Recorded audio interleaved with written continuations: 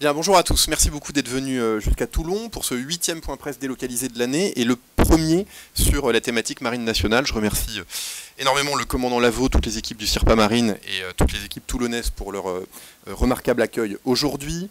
Alors, c'est logique de venir à Toulon quand on parle de marine nationale. C'est le premier port militaire de France, c'est le premier port militaire méditerranéen de l'Union européenne. Nous avons 24 000 personnes qui travaillent à la base navale de Toulon, 16 000 militaires, 8 000 civils. C'est le premier employeur du Var et aussi le premier site industriel. C'était tout à fait logique de venir aujourd'hui à Toulon, qui concentre 70% de la flotte de la Marine nationale et 40% des effectifs de la Marine nationale. Alors, je commence comme il en est l'usage par les points d'actualité du ministère. Ensuite, je présenterai l'agenda de Madame Parly. Puis, nous ferons un focus thématique sur la Marine nationale et je passerai la parole à la fois au chef du CIRPA Marine, puis au commandant de l'escadrille des sous-marins nucléaires d'attaque. Alors, quelques points d'actualité. Sur la thématique des livraisons de la loi de programmation militaire, notamment les livraisons à hauteur d'homme, la première arrivée des fusils de précision semi-automatiques, les fusils SCAR, au sein des troupes de montagne, et plus précisément au sein du 13e bataillon de chasseurs alpins. Ce sont des fusils qui permettent de tirer des munitions de 7,62 mm à 800 mètres, avec une extrême précision, et qui remplacent nos vieux fusils FRF2 en service depuis des décennies dans les armées. En termes de volume, nous aurons d'ici la fin de l'année 1310 armes de ce type qui seront livrées au sein des armées pour une cible à terminaison en 2023 de 2620. Voilà, et c'est donc la 27e brigade d'infanterie de marine qui est servie en premier pour ces fusils de précision semi-automatiques. Un deuxième point d'actualité, cette fois-ci sur la thématique sociale et la reconversion des militaires. Je vous mentionne la signature d'un accord de partenariat entre Défense Mobilité d'une part, qui est l'organisme de reconversion des militaires, et d'autre part la FNSEA, donc la Fédération nationale des syndicats d'exploitants agricoles, et l'ANEFA, qui est l'association nationale emploi et formation en agriculture. L'objectif, c'est de rendre le plus adéquat possible les demandes de la filière agricole d'une part, en recrutement, et d'autre part, les profils que nous serions à même de proposer en sortie de carrière militaire pour nos militaires. Troisième point d'actualité, un colloque sur l'éthique dans les opérations aériennes et les opérations spatiales, organisé par le CESA, le Centre d'études stratégiques aérospatiales, et l'IRSEM. Ça aura lieu à l'école militaire le 19 octobre. Les problématiques abordées seront les suivantes: l'usage de la force et la proportionnalité, la guerre à distance, l'automatisation et le domaine spatial. Donc ce sont des questions philosophiques, morales, juridiques, stratégiques qui seront abordées. C'est un événement ouvert à la presse. Vous pouvez vous accréditer auprès du CIRPA Air avant le 15 octobre. C'est un événement qui sera ouvert par Madame la Ministre des Armées et qui sera conclu par le général Mille, chef d'état-major de l'armée de l'air et de l'espace. Alors j'en viens maintenant à des points d'actualité plus axés sur la marine nationale, ce qui fera la transition avec la journée. Une annonce importante, une nouvelle étape franchie dans la conception des patrouilleurs océaniques. Donc, je vous rappelle que les patrouilleurs océaniques, au nombre de 10 à terminaison, remplaceront les patrouilleurs vieillissants en métropole, c'est-à-dire les patrouilleurs de haute mer anciennement Aviso A69 et les patrouilleurs de service public. La ministre des Armées avait décidé la signature d'un accord cadre entre la DGA et un groupement d'industriels en 2020. Eh bien, c'est désormais une première étape concrète avec la signature de ce contrat de conception. Donc c'est une période de 19 mois qui s'ouvre à partir de maintenant, lors de laquelle Naval Group, qui est l'architecte intégrateur de ces bateaux, va faire un design fin. Et sur la base de ce design, ce seront ensuite des chantiers navals qui procéderont à la fabrication des 10 bateaux. Les 2 premières unités seront livrées en 2025. Je rappelle que les chantiers pressentis pour la construction de ces bateaux sont Socarenam, Piriou et CMN. Alors, ce que nous savons, même si le design n'est pas figé à ce stade de ces bateaux, c'est qu'ils feront à peu près 90 mètres de long, 2000 tonnes, ils embarqueront 80 marins à bord, et nous aurons en termes d'équipement, évidemment un système de direction de combat, un radar 3 dimensions, un sonar, puisque une des missions de ces patrouilleurs océaniques sera l'accompagnement de la dissuasion et l'escorte des SNLE, important donc qu'ils aient un sonar performant, l'accueil d'un hélicoptère et un canon de 40 mm. Voilà ce que je pouvais vous dire. Le lancement en production de ces 10 bateaux sera effectif en 2023. Voilà, donc sujet très, très important pour la Marine nationale. Dernier point d'actualité de la journée concernant la rénovation des frégates Lafayette. Vous vous souvenez que pour maintenir ce format de 15 frégates de premier rang dans la Marine nationale et dans l'attente de l'arrivée des frégates de défense et d'intervention, il était nécessaire de procéder à une rénovation de certaines de nos frégates Lafayette. Donc 3 sur nos 5 frégates Lafayette sont ou seront rénovées. Et donc, la première des 3 frégates rénovées vient de terminer ces opérations de rénovation. C'est la frégate Courbet. À suivre, nous commençons donc début octobre la rénovation de la frégate Lafayette pour des travaux qui dureront 9 mois. Et la dernière frégate rénovée sera l'Aconite. Les travaux seront terminés en 2023. C'est une opération de 400 millions d'euros. Le trait le plus saillant de cette rénovation, c'est l'adjonction d'un sonar de coque sur ces frégates Lafayette. Donc ça demande des grosses modifications structurales. Donc c'est vraiment un petit exploit que d'arriver à intégrer un sonar de coque en cours de vie d'un bateau. Et par ailleurs, le système Crotale, système de défense aérienne, sera remplacé par 2 systèmes Sadral qui embarquent des missiles sol-air très courte portée Mistral. Voilà, donc cette rénovation, elle permet de prolonger de 5 années la durée de vie de ces frégates et donc de conserver ce format à 15 frégates de premier rang pour la Marine nationale. Voilà, j'en ai terminé avec ces premiers points d'actualité. Si vous avez des questions, je les prends avec plaisir. Monsieur Tanguy. Oui, bonjour, Tanguy, le marin. J'ai 2 questions sur les patrouilleurs océaniques. Est-ce que vous avez le montant du contrat de cette phase de 19 mois qui commence et la répartition prévisible d'activités entre les 3 chantiers dont vous avez parlé? Est-ce qu'on en sait un petit peu plus? Et évidemment, le ramp-up de production qui va accompagner l'industrialisation de ces navires. Merci. Alors sur le montant du marché de conception, il s'élève à 32 millions d'euros. Et sur la répartition industrielle fine entre les chantiers navals, ça, ce sera fait ultérieurement. Et on trouvera l'optimum qui convient et le process industriel le plus efficace d'ici 2023, date à laquelle sera passé le contrat de fabrication de ces 10 bateaux.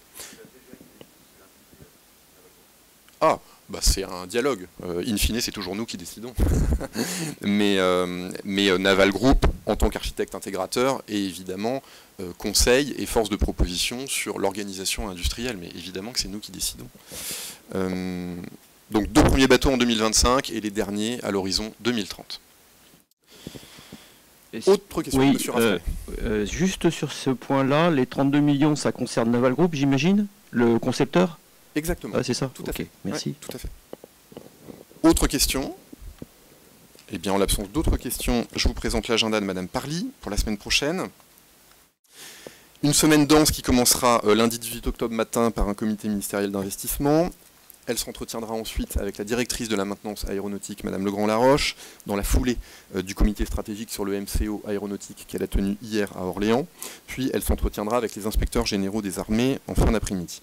Le 19 octobre, elle ouvrira donc le matin le colloque sur l'éthique des opérations aériennes et spatiales dont j'ai parlé tout à l'heure à l'école militaire. Dans la perspective de la ministérielle OTAN de fin de semaine, elle s'entretiendra avec le secrétaire général de l'OTAN, M. Stoltenberg, le 19 octobre à 14 h. Elle aura des questions au gouvernement à l'Assemblée nationale, puis un rendez-vous en fin d'après-midi avec Mme Sora, secrétaire générale pour l'administration. Le lendemain, un conseil des ministres à 10h30, des questions au gouvernement l'après-midi au Sénat, et un temps fort de la semaine, à 2 voix entre Mme Parly et le chef d'état-major des armées, la présentation de la stratégie de lutte informatique d'influence. Cela se passera à Ballard à 17 h le mercredi 20 octobre. Le lendemain, le 21, et le surlendemain, le 22, se tiendra à Bruxelles la réunion ministérielle des ministres de la Défense de l'OTAN. Et elle enchaînera vendredi dans l'après-midi avec une réunion ministérielle de la coalition internationale contre Daesh, toujours à Bruxelles.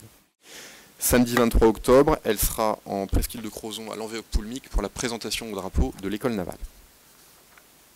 Voilà qui conclut la présentation de l'agenda de Madame Parly.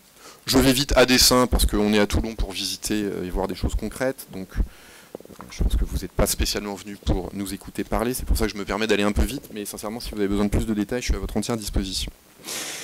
Donc on va maintenant parler Marine nationale. Je vais très rapidement passer la parole au commandant Lavaux qui va vous présenter la journée.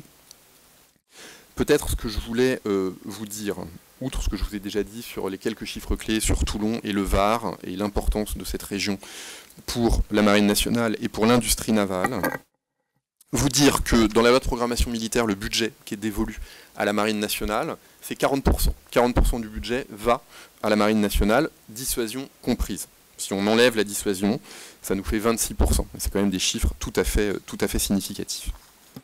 Alors, je ne serai pas long, parce que si je devais lister tous les programmes d'armement naval qui ont été lancés ou qui ont avancé pendant la loi de programmation militaire, ce serait trop long.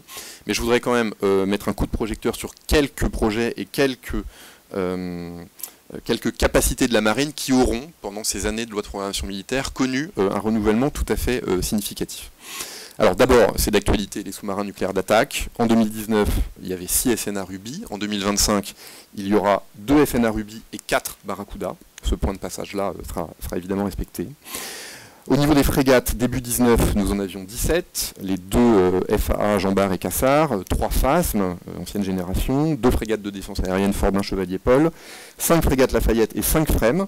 Eh bien, fin 2025, nous aurons 16 frégates, donc Forbin, Chevalier, Paul, 5 FLF, dont 3 rénovées et donc avec une durée de vie prolongée, 8 FREM, donc là on aura la cible qu'on doit avoir, hein, la Lorraine sera prochainement admise au service actif, hein, horizon 2022, et la première FDI, j'en avais parlé quand on avait parlé du prospect grec.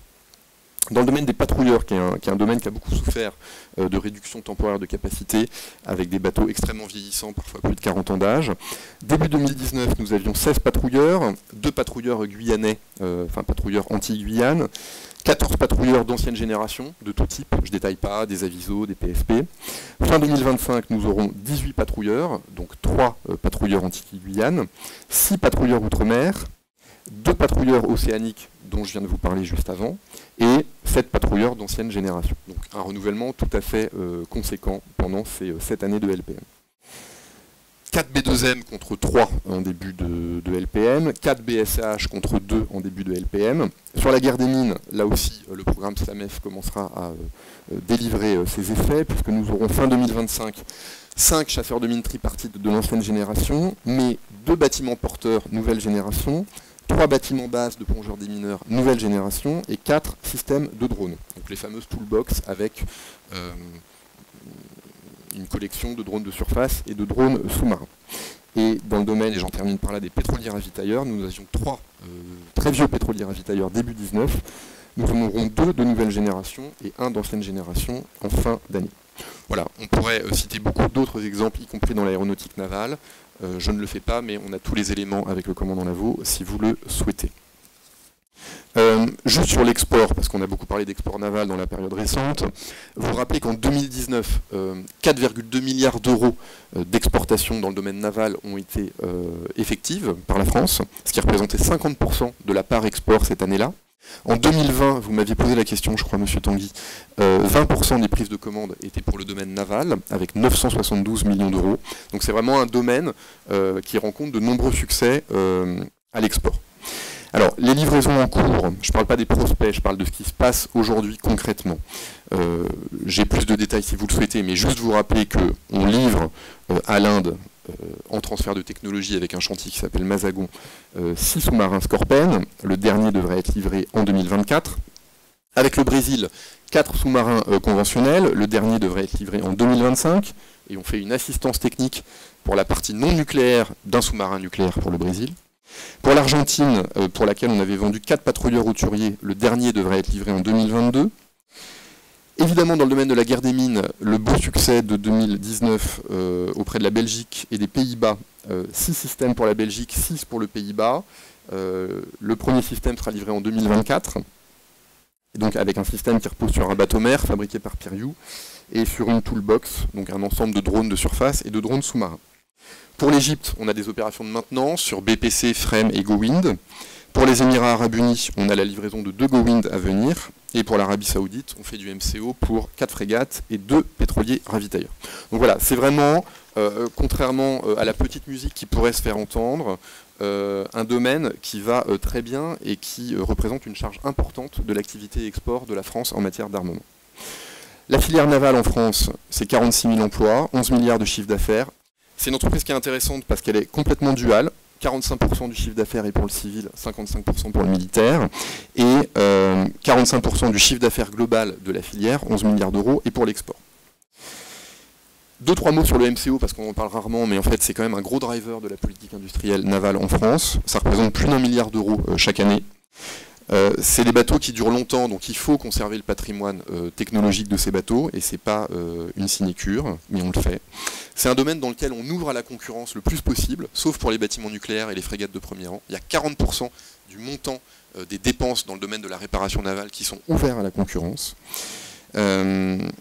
Et puis, juste pour être très concret, donc cette année, on renouvelle les contrats, commandant sous votre contrôle, d'entretien des sous-marins nucléaires d'attaque, et on lance le contrat de MCO du porte-avions Charles de Gaulle pour les années 2022 à 2025. Et l'année prochaine, on aura plusieurs gros contrats, notamment dans le domaine des bâtiments de surface, un contrat de MCO pour les FREMM, un contrat de MCO pour les frégates de défense aérienne et les frégates Lafayette. Tout ça représente 2 milliards d'euros. Beaucoup d'autres choses, mais déjà ça. Voilà, écoutez, je crois que j'ai fait le tour de ce que je voulais vous dire, sauf si vous avez des questions, mais encore une fois, vous pourrez me les poser ou nous les poser tout au fil de la journée. Je vais passer très amicalement la parole au commandant Lavaux qui va vous présenter cette belle journée qu'il nous a préparée. Ouais, bonjour à tous et toutes. Le porte-parole à l'instant a évoqué entre guillemets, le temps capacitaire, c'est-à-dire le travail qui est réalisé par notre BITD sous l'égide de la Direction Générale de l'Armement et de l'AID.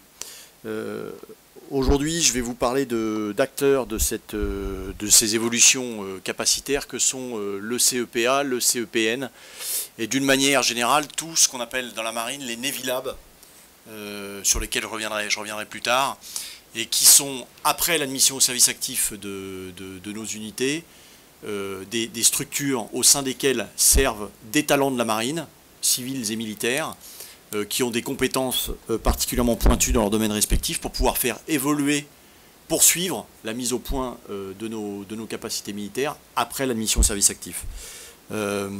Donc c'est bien un peu le thème, c'est un peu le chapeau de la journée. Innover pour vaincre dans la marine, c'est fondamental. Je ne vous apprends pas que la marine, enfin la mer, est un domaine hostile à l'être humain, et que pour pouvoir y durer longtemps, loin et en équipage, il nous faut du matériel très performant. Donc les Navy Labs dont je viens de vous parler, il y en a, je peux en citer 5. Il y a le CEPN, donc le Centre d'expertise des programmes navals que vous verrez ce matin et cet après-midi. Il y a le CEPA-10S, donc CEPN c'est pour tout ce qui flotte en gros, je vais faire simple. Le CEPA-10S, donc c'est le Centre d'expérimentation pratique et de réception de l'aéronautique navale. Là c'est assez explicite. Il y a le FUSCOLAB qui est actuellement à Lorient et qu'on verra peut-être dans un point presse marine ultérieur. Il y a le service logistique de la marine que vous verrez également cet après-midi, le SLM Lab. Et enfin toute la partie qui dépend de la direction du personnel militaire qui est liée, qui a trait à la formation du personnel et qui est implantée soit à Brest, soit en face à Saint-Mandrier. Avant de poursuivre sur ce sujet de nos incubateurs d'innovation, je vais juste faire un tout petit point, diapo suivante s'il vous plaît, sur la VFM. Donc la VFM, c'est la vedette de fusiliers marins, dont le premier exemplaire va être admis au service actif dans les mois qui viennent. Donc il a été fabriqué par la société UFAST. Donc je vais vous dévoiler les noms de ces belles machines, dont vous voyez les caractéristiques. Hein. Alors c'est pas un Zodiac, hein, ça pèse plus de 10 tonnes, 15 mètres de long, 40 nœuds de vitesse de pointe, donc ça fait à peu près 75 km/h. Ça peut évoluer jusqu'à mer 5. Donc mer 5, ça fait des creux de 4-5 mètres. Et propulsé par 4 moteurs de 350 chevaux, armé par un équipage qui va de 2 marins à 8 marins en fonction de la mission qu'on va leur confier. Et équipé soit de mitrailleuses de 12,7, soit de 7,62. Diapo suivante. Voilà donc les noms des 12 VFM qui, à compter de cette année, arriveront dans la marine, et à échelon de 1 par mois, grosso modo. Les 2 premières équiperont le Brest. Si vous avez des questions, j'y répondrai ultérieurement. Diapo suivante, s'il vous plaît. Voilà, donc voilà pour le programme de la journée. Et après, juste après, je céderai la parole au capitaine de vaisseau, colonel Distria.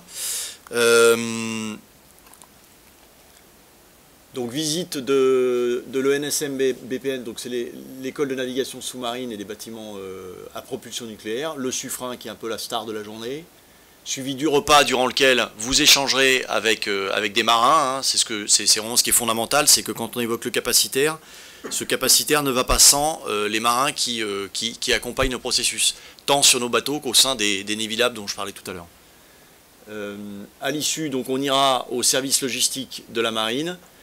On verra des représentants du CEPN, du CEPA et du service soutien flotte qui également réalisent ce type d'innovation. Hein. Ce peut être de la maintenance prédictive, de la fabrication additive, etc.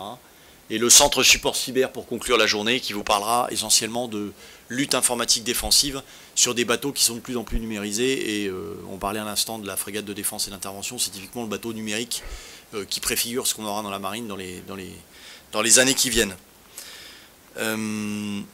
Pour prendre quelques exemples de ce qui a été réalisé par ces Navy Labs, je peux évoquer la rénovation de l'Atlantique 2, diapo suivante s'il vous plaît, standard 6, merci. Donc c'est un travail qui a lieu depuis 2-3 ans, hein. Le CEPA 10S a eu l'Atlantique 2 standard 6 entre ses mains pendant 2 années. Et la mise en service opérationnel du standard 6 de la TL2 devrait survenir en début d'année 2022. On aura en tout 18 machines. Il en restera 4 qui ne seront pas rénovées, qui théoriquement devaient être, pour mémoire, proposées à l'Allemagne dans le cadre du futur programme MOSE. Il y a également, depuis 2019, le standard 3, enfin le FR3R du Rafale Marine, qui a été confié au CEPA 10S. Pour mémoire, la mission Clémenceau 21 a eu lieu en totalité avec ce standard-là.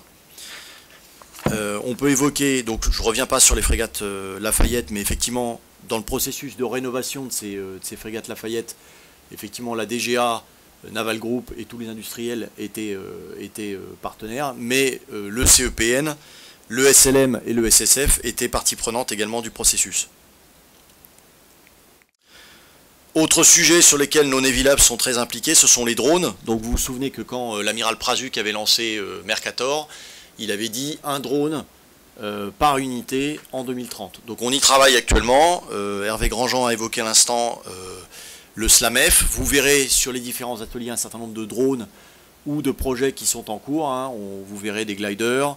Dans un futur point presse délocalisé à Brest, on verra probablement le système de lutte anti-mine futur, avec ces drones, soit ceux qui flottent, soit ceux qui plongent. On peut évoquer également le SDAM, dont le Shibble vole déjà sur nos porte-hélicoptères amphibies. Oui. Excusez-moi, mais est-ce que vous pouvez éliminer les sigles? Parce que là, on ne sait pas quelle langue vous parlez, excusez-nous. D'accord. Depuis le début, CPEM, CBM1, BPN, franchement... D'accord. On est journaliste, on ne travaille pas à la marine, hein, je suis désolé. D'accord, bah, j'ai expliqué ce qu'était c'était le CEPA 10S et le CEPN, mais vous les verrez tout à l'heure, donc je vais pas m'étendre. Les drones, donc le Shibble, c'est celui qui vole actuellement sur les porte-hélicoptères amphibies, et qui préfigure le drone industriel qui arrivera dans la marine dans les années à venir. C'est celui qui est produit actuellement par Airbus et Naval Group. Donc désolé pour cet acronyme, mais je ne peux y échapper, c'est le VSR 700. Avant de céder la parole donc au commandant d'Istria, j'ai juste un point que je tiens à préciser, je vous demande de vous y tenir, de toute façon vous n'aurez pas le choix puisqu'on vous les confisquera. Les photos sont interdites durant la journée de visite. Voilà, donc on mettra à votre disposition des photos sur la médiathèque du CIRPA a posteriori après cette visite, mais voilà, je vous demande de ne pas prendre de photos durant les visites à bord et durant vos échanges sur les stands aujourd'hui. Je vous remercie. Bien, bonjour à toutes et tous. Donc, je suis le capitaine de vaisseau Jérôme Colonna d'Istria et j'ai l'honneur de commander l'escadrille des sous-marins nucléaires d'attaque depuis cet été. J'ai derrière moi une carrière de sous-marinier d'une vingtaine d'années et j'ai le plaisir d'être votre hôte pour la première partie des visites jusqu'au déjeuner. Donc, on aura l'occasion d'interagir si vous avez besoin d'éclaircissement au moins jusqu'à la fin du repas. Donc l'objectif de mon intervention est dans quelques minutes de vous contextualiser la visite de l'école de navigation sous-marine et la visite du Suffren, qui sont des objets emblématiques de la période dans laquelle l'escadrille des sous-marins nucléaires d'attaque s'engage. Alors effectivement, alors déjà pour contextualiser l'escadrille, elle regroupe les équipages, 10 équipages à l'heure actuelle, qui arment 5 sous-marins. Le 6e étant la Perle, qui est en réparation, comme vous savez, en ce moment à Cherbourg, et qui n'a pas d'équipage. Donc on arme le Suffren, le Ruby, le Casabianca, l'Émeraude et l'Améthyste.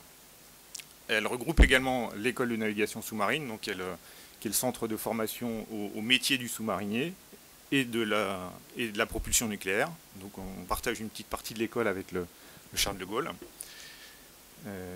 J'ai une structure à Cherbourg, au plus près du chantier de construction de Naval Group, qui me permet d'accueillir les équipages qui arment les classes Suffren. Donc actuellement j'ai un équipage qui est à Cherbourg, qui est l'équipage du Duguay-Trouin, qui sera le 2e de la classe Suffren. Et à Cherbourg également, on accueille les équipages qui vont désarmer les types Ruby au moment de leur fin de vie. Vous pouvez parler un peu plus fort? Oui, bien sûr. Comme ça, vous m'entendez bien? Voilà. Donc je parlais de la partie de l'escadrille qui est à Cherbourg, hein, et qui permet d'accueillir les équipages qui arment et qui désarment. Et puis j'ai un état-major et un équipage dit d'alerte qui est en fait un réservoir de compétences au cas où, hein, puisque sur un sous-marin, chaque sous-marinier compte et on ne peut pas se permettre de faire partir le sous-marin sans tout son personnel. Voilà, donc pour répondre aux aléas, on a un équipage dit d'alerte. Alors, le contexte de l'escadrille, c'est la préparation de la décennie à venir, qui est celle du renouvellement complet de la flotte, puisque d'ici 2030, nos 6 sous-marins de classe Ruby vont être remplacés par des sous-marins de classe Suffren.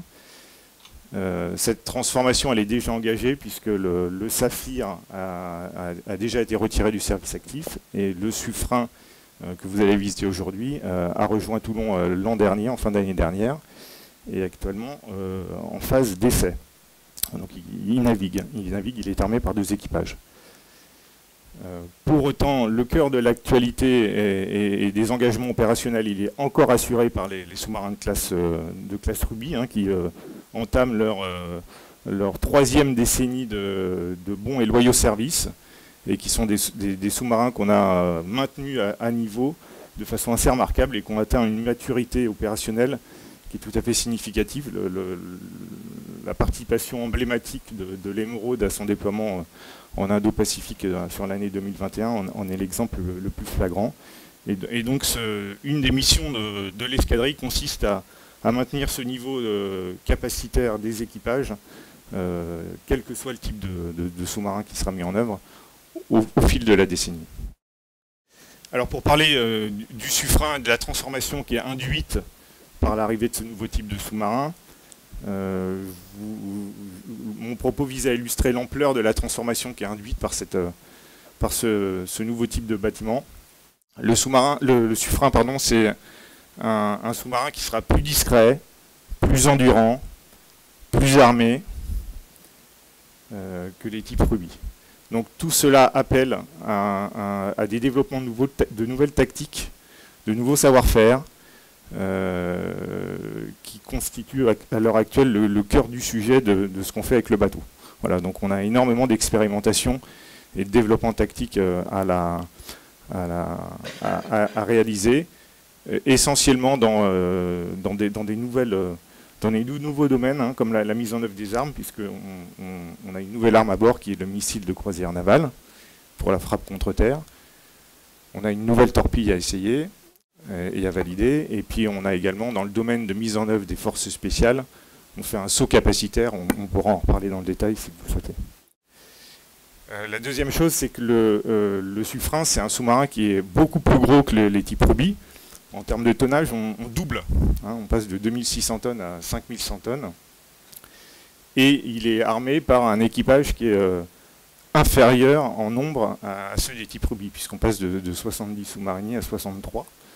Hein, donc vous voyez bien que pour réaliser cela, c'est-à-dire mettre en œuvre un sous-marin 2 fois plus gros avec moins de personnes, il a fallu passer par des technologies de rupture dans la conduite de la plateforme et une couche d'automatisation qui est très sensible.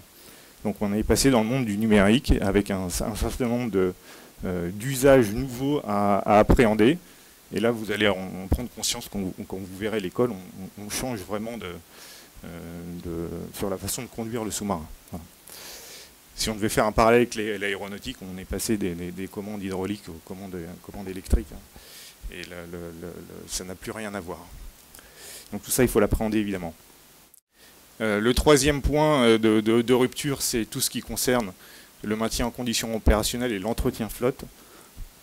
Pardon. Le Suffren est révolutionnaire dans ce domaine-là, dans la mesure où il est amené à ne faire un arrêt technique qu'une fois par an et à offrir, avec cet arrêt technique, une régénération permettant plus de 200 jours de mer.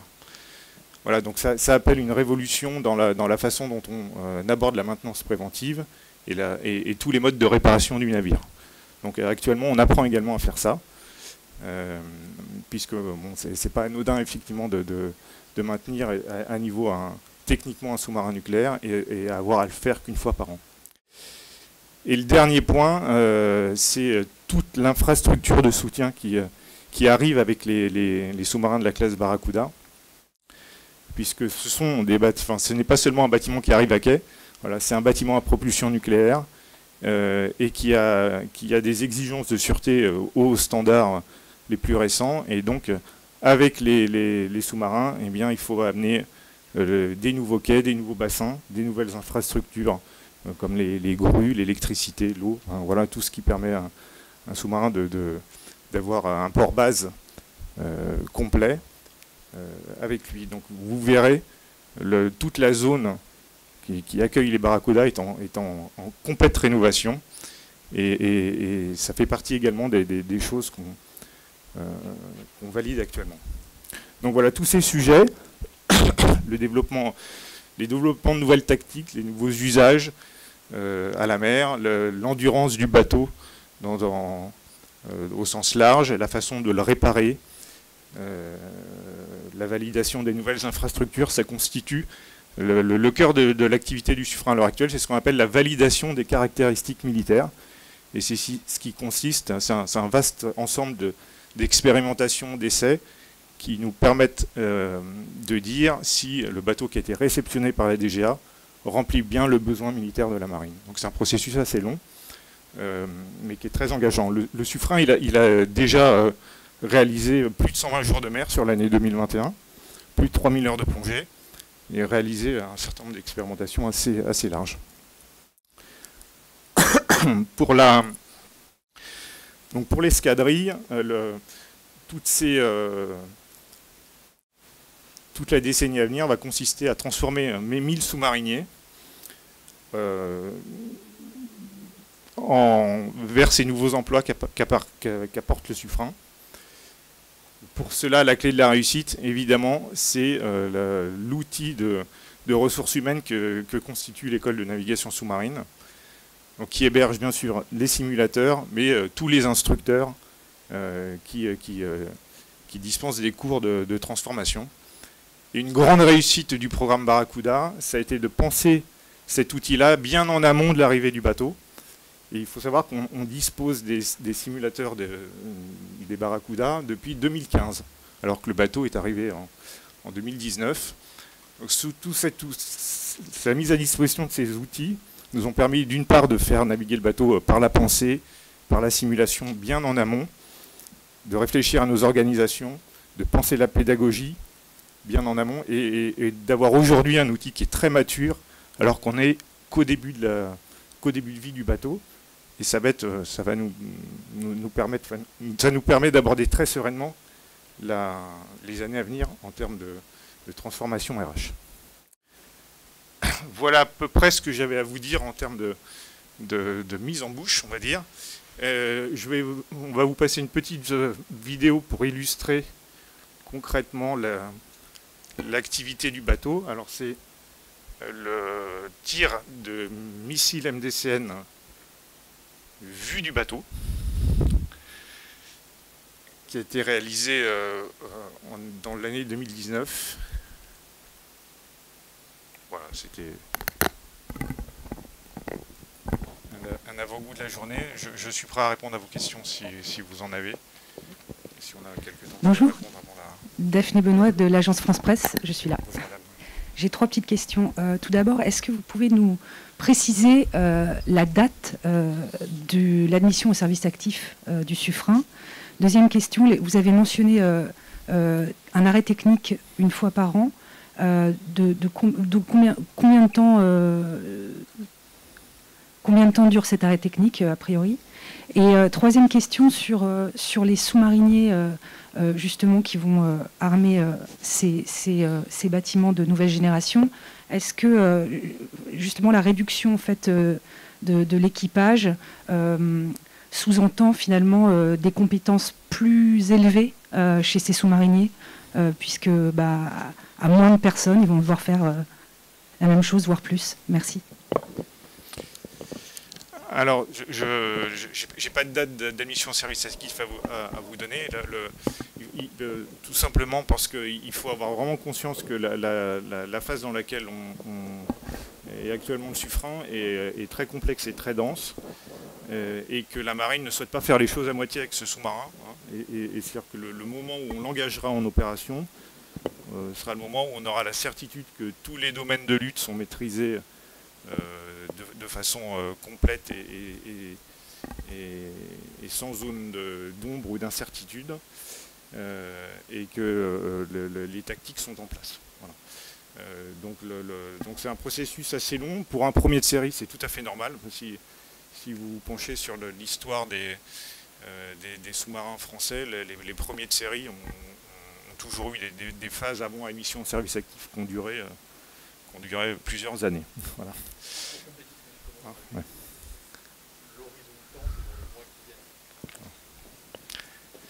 Exactement. L'autre question concernait le rythme d'entretien. Donc l'objectif, c'est d'arrêter une fois le bateau par an sur une période qui dure à peu près 2 mois et demi, et d'offrir derrière une période de disponibilité technique, voilà, et sur laquelle se succéderont les 2 équipages. Pour ce qui est des compétences, on n'a pas. Alors, le modèle de fonctionnement d'un sous-marin n'a pas été révolutionné par le fait qu'on passe de 70 à 63 ou que le bateau est plus gros. C'est-à-dire qu'on a toujours la même répartition des métiers et la vision du travail à bord. Il n'y a pas de nouveaux métiers apportés par le Suffren. En revanche, il y a des usages et des compétences nouvelles à acquérir qui sont essentiellement liées à la couche d'automatisation. Donc on rentre dans plutôt des compétences liées au numérique et à l'automatisme. Voilà. Et on a toujours nos atomiciens, nos chimistes, nos électriciens, nos mécaniciens, nos pilotes, nos barreurs, nos cuisiniers. Voilà, donc, ce qui permet d'ailleurs d'envisager la transformation d'un équipage à un autre assez sereinement.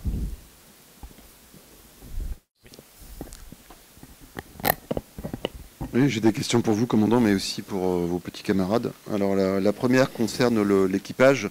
On a bien vu sur les précédents navires que quand la marine voulait optimiser les équipages, parfois elle se trompait. Sur PHA, on a réaugmenté les équipages. Sur FREM, on a réaugmenté les équipages. Est-ce que vous pensez que le format A63 sera tenu dans la durée, que ce que vous constatez d'ores et déjà? Ça, c'est pour la première question. La deuxième qui vous concerne également, qu'est-ce qu'il vous reste à faire avant l'admission au service actif? Est-ce qu'il y a des tirs d'armes qui n'ont pas encore été faits? On sait que notamment là, vous avez eu beaucoup de démêlés avec la torpille, donc est-ce que c'est enfin réglé? Et sinon, j'ai 3 questions pour vos camarades. On a parlé de MOSE tout à l'heure. Qu'en est-il du caractère binational de ce programme de patrouille maritime? Quel pourcentage du milliard d'euros dédié à l'innovation va au domaine naval? Et enfin, comment on a choisi les noms des VFM? Merci. Bon, je répondrai juste à mon niveau d'emploi, bien sûr. Le format d'équipage A63 donne plutôt satisfaction sur ce qu'on voit depuis qu'on met en œuvre le suffrain, et il n'y a vraiment pas de point bloquant sur la capacité à conduire la plateforme à la mer. Sur l'année d'essai qu'on vient de passer, il faut savoir qu'on a, on a amené le bateau jusqu'à l'équateur, hein, et donc on a pu évaluer son endurance sur plusieurs dizaines de jours avec 63 personnes à bord. Ça n'a pas posé de problème. Donc le constat est plutôt encourageant à ce stade. Sur le reste à faire, il concerne quasiment tous les domaines de lutte, voilà, parce qu'on avance pas à pas. Il y a raisonnablement pas de points bloquants, mais encore beaucoup de choses à voir et à consolider, parce que le bateau appelle encore une fois de nouvelles tactiques du fait de ses caractéristiques. Il est plus agile, il est plus discret, donc vous imaginez bien qu'on aborde la lutte anti-sous-marine avec un bateau plus discret que son prédécesseur, donc ça change beaucoup de façon d'aborder les choses. On a plus d'armes à bord, donc toute l'action anti-navire ou bien sûr la frappe contre terre appelle de nouvelles tactiques, etc. etc. Pour ce qui est de la torpille, écoutez, moi le programme E21 se poursuit. Le bateau a déjà réalisé une dizaine de tirs. De toute façon, il en conduira d'autres parce que on est sur une démarche incrémentale de développement de la torpille. Il faut vraiment avoir en tête que la mise au point d'une torpille a toujours été quasiment la chose la plus complexe en termes d'armement à mettre au point dans l'histoire l'histoire navale. Voilà. Et qu'avec la F21, on a un niveau d'ambition qui est vraiment rehaussé par rapport à l'arme précédente. C'est une arme qui sera beaucoup plus rapide, qui a beaucoup plus d'autonomie. Voilà. Donc, comme le bateau, elle appelle une validation d'un domaine de tir, c'est-à-dire tous les scénarios qu'on envisage en termes d'emploi, qui est beaucoup plus vaste. Et donc tout ça appelle des campagnes de tir qui sont assez complexes à monter, qui sont volumineuses. Voilà. Il y a une volumétrie d'essai avec la F21 qui est très forte. Voilà. Donc tout ça se poursuit. Concernant le MOSE, donc deux projets vont être développés et mis en concurrence, l'un par Dassault et l'autre par Airbus. Et ensuite, concernant les Allemands, écoutez, la balle est désormais dans leur camp. J'ai envie de dire que c'est comme dans un vieux couple, hein, il faut des preuves d'amour maintenant. Voilà. Sur les noms des VFM, donc en fait ce sont les noms de bataille dans lesquels les unités de fusiliers marins, qu'il s'agisse des fusiliers marins durant la Première Guerre mondiale, donc les fusiliers de Ronarc, qu'il s'agisse des fusiliers marins du 1er régiment de fusiliers marins ou alors du régiment blindé de fusiliers marins qui se sont illustrés durant la Deuxième Guerre mondiale. Voilà, donc vous avez tous les combats de l'époque. Le moulin de la Faux en 18, alors il n'y a pas d'Ixmude puisque c'est le nom d'un bateau, mais ensuite vous avez les combats d'Alsace, les combats du débarquement en Provence, etc. J'apporte une toute petite précision par rapport à ce que je vous ai dit tout à l'heure d'organisation.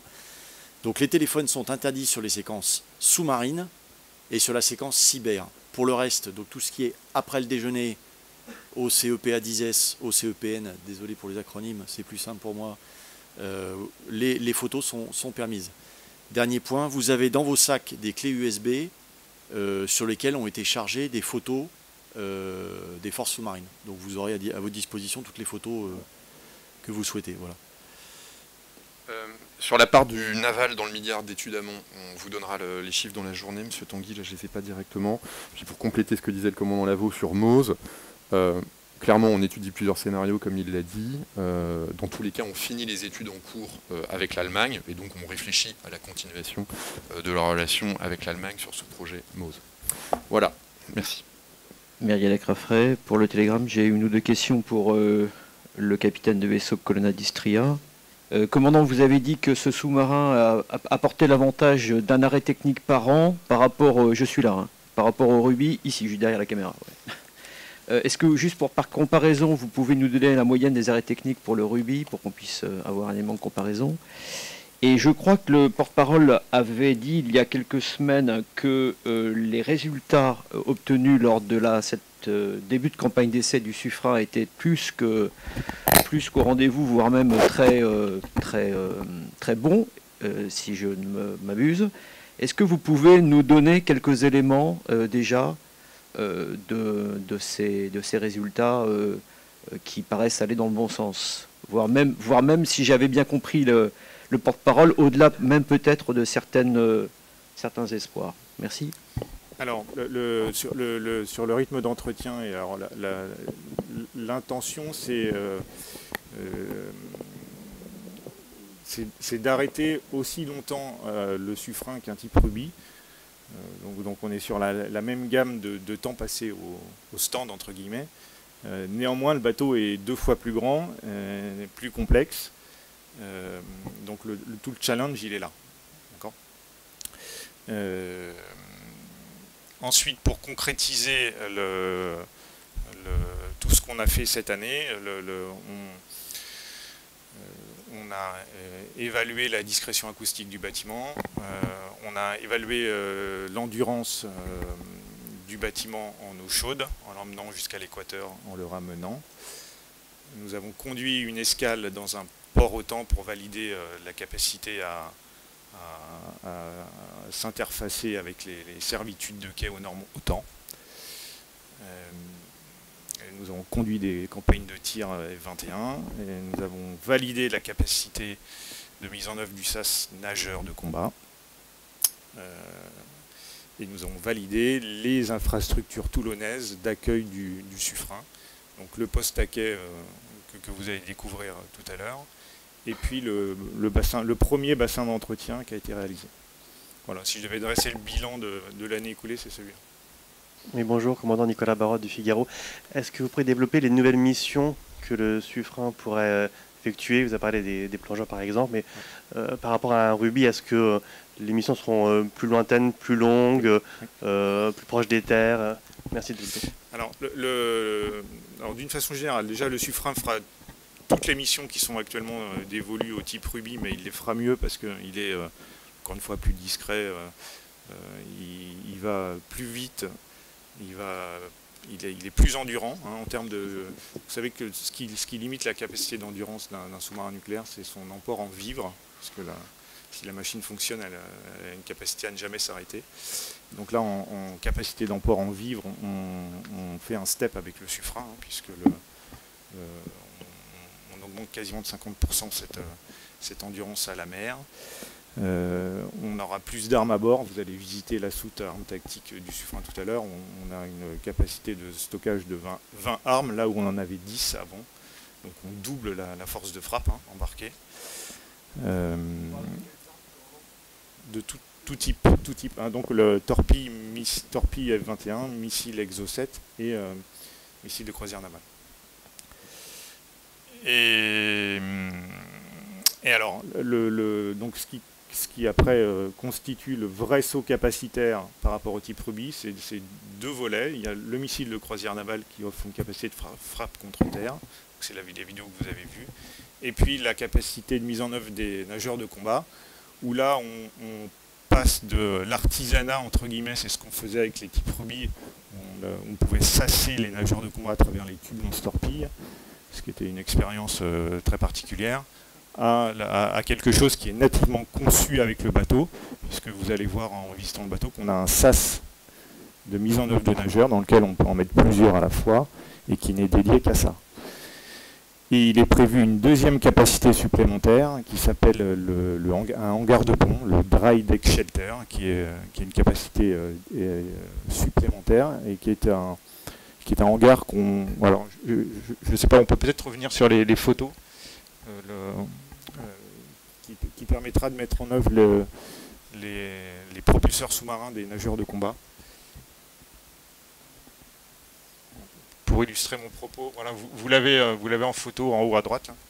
C'est l'X-300, c'est le coffre de toit du sous-marin, pour résumer, et qui est un hangar étanche dans lequel tous les nageurs de combat vont pouvoir amener leurs engins sous-marins. Voilà. Et on pourra les mettre en œuvre en toute discrétion grâce à cette excroissance du sous-marin. Donc, si vous le voyez déjà sur le Suffren, ça veut dire qu'on a déjà validé la première partie qui est l'étanchéité et la capacité à le brancher sur le sous-marin. Après, il y a encore tout un tas de développements.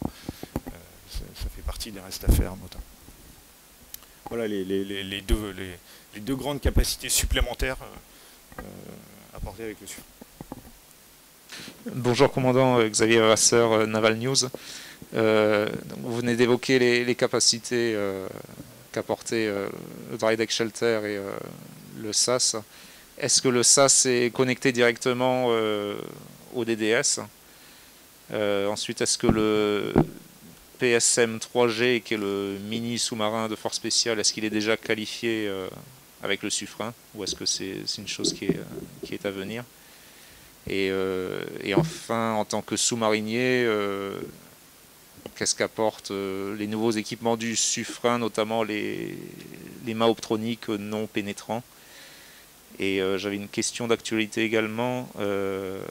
Madame Parly a annoncé très récemment en audition au Sénat le transit du bâtiment du Puy de Dôme dans le détroit de Taïwan. Est-ce qu'on pourrait avoir quelques éléments en plus quand ce transit a eu lieu? Et est-ce qu'il s'agissait de montrer l'attachement de la France à la libre circulation, ou est-ce qu'il s'agissait également du recueil de renseignements, ce qui est la mission première du bâtiment? Merci. Alors, pour la question technique sur le SAS nageur et l'interfaçage avec le DDS, donc vous allez voir à bord, en fait, c'est deux choses différentes, hein, et donc complémentaires. Donc quand le DDS, le hangar de pont, est branché sur le sous-marin, il n'est pas branché sur le SAS nageur. Donc le SAS nageur est à côté et à part. Pour deux raisons. D'une part, pour avoir un complément de mise en œuvre de nageur, voilà, si la tactique et l'action en cours le nécessitent.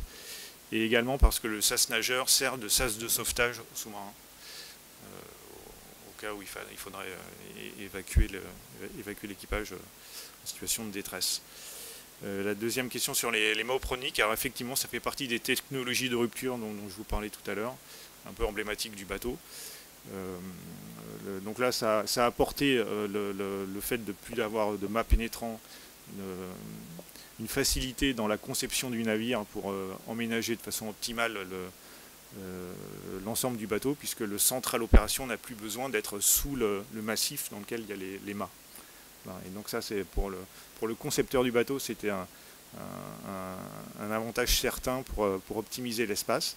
Et puis pour l'espace de travail du central opération, là, au lieu d'avoir des mâts au milieu de tout le monde, on a une table tactique, et donc pour la conduite de l'action, c'est assez remarquable. Voilà. Et en termes de capacité, en fait, on n'a pas eu de surprise, ça fonctionne remarquablement, puisqu'on est dans le monde de l'optronique avec les capteurs et les niveaux de performance que vous pouvez imaginer. Alors, oui, alors effectivement, avec le Suffren, on a tous l'image d'Épinal, je pense, du commandant qui tourne autour de son périscope. Donc ça veut dire que c'est le schéma qui est en place sur les types Ruby, hein, c'est-à-dire que pour regarder dehors, on a un mât périscopique qui est un gros mât qui traverse la coque épaisse et dans lequel on a un chemin optique fait avec des miroirs qui permet de relier l'extérieur à l'œil du commandant. Et avec le Suffren, on a cassé ce schéma-là, et en fait on a un mât qui ne traverse plus la coque épaisse, qui est dans le massif, donc qui se hisse et qui s'affale, et juste un câble qui amène une information numérique à une caméra. Voilà. Et donc le commandant ne tourne plus autour d'un mât comme dans les films. On regarde un écran et on manipule un joystick. Oui, vous allez voir, c'est sur une console standardisée, c'est au milieu du système de combat. Pour votre dernière question, donc je ne commande pas les propos de la ministre. Ce que je peux vous dire, c'est que ça relève, comme d'habitude, comme on a coutume de le dire, de notre attachement, et c'est une manière d'affirmer notre attachement aux principes de liberté de navigation qui sont inscrits dans la Convention de Montego Bay.